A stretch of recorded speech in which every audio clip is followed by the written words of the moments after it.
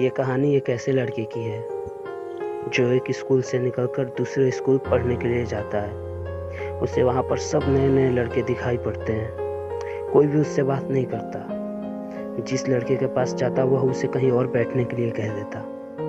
उसे वहाँ बिल्कुल अच्छा नहीं लगता। ऐसे ही 10 दिन बीत गए। अब वह लड़का स्कूल नहीं आता, घर पे ही रहता। कभी पेट दर्द तो कभी सिर दर्द का बहाना बना देता।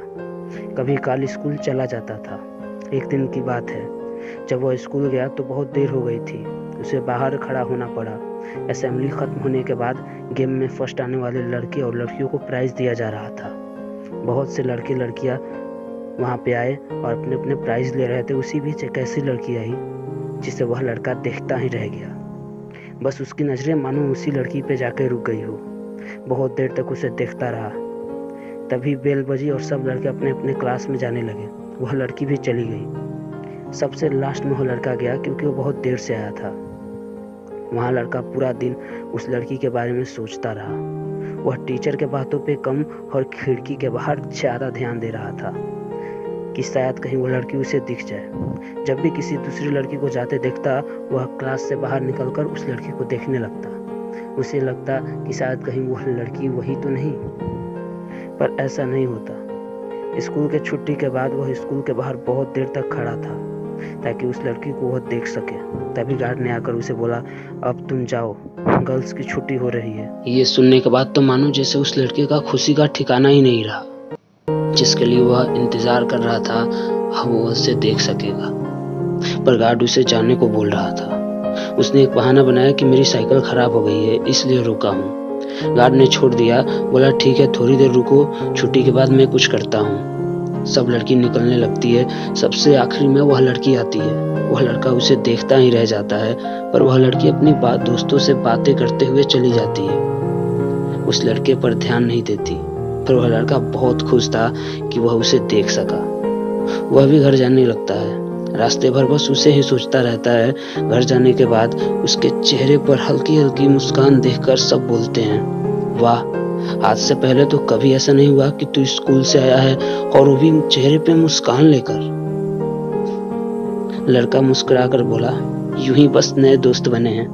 उन्हीं की बातें याद करके हंसी आ रही है। यह कहकर वह लड़का वहां से चला जाता है। पहली बार हुआ था कि वह लड़का सबसे पहले स्कूल जा रहा था। जो लड़का पेट दर्द सिर दर्द का बहाना बना के घर पे रहता था, वो भी स्कूल जाने के डर से। हाँ, जो पहली बार सबसे पहले उठा और सबसे पहले स्कूल पहुंचा। उसके क्लास के लड़के उसको बोल रहे थे, अरे कैसे कैसे तू स्कूल आ गया, और वो भी इतनी जल्दी। पर वह लड़का उन सबकी बातों को इग्नोर करके सीट पे जाके बैठ जाता है। फिर थोड़ी देर बाद बेल बजती है। सब लड़के असेंबली में जाते हैं। वह लड़का पूरा समय असेंबली में लड़कियों की तरफ देखता रहा। उसकी आंखें उस लड़की को खोज रही थी, पर वह कहीं भी नजर नहीं आ रही थी। वह लड़का पूरा दिन उदास रहा। बार बार खिड़की की ओर देख रहा था कि शायद अब आ जाए।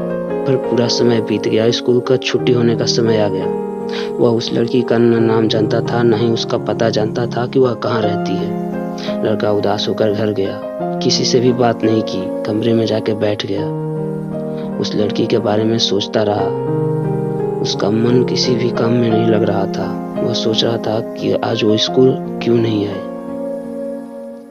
क्या प्रॉब्लम होगी। ऐसा ही रात हो गया। रात भर वह जगा रहा। रात भर उस लड़की के बारे में ही सोच रहा था।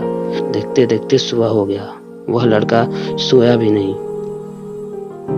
वह अपनी माँ को जगाकर बोला, माँ ब्रेकफास्ट बना दो, मैं जल्दी ही स्कूल जा रहा हूँ। उसकी माँ उसकी बातें सुनकर हैरान हो गई। सोचने लगी, ऐसा क्या हो गया कि इसे समय से पहले स्कूल जाना है। खैर जो भी हो, उसकी माँ वहां से चली गई।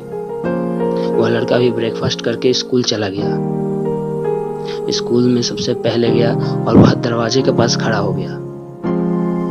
और गाइस, अगर आपको इसका पार्ट 2 देखना है कि आगे क्या होता है, तो प्लीज मेरे चैनल को सब्सक्राइब करो और इस वीडियो को जरूर लाइक करना, और मैं इसका सेकंड पार्ट जरूर बनाऊंगा।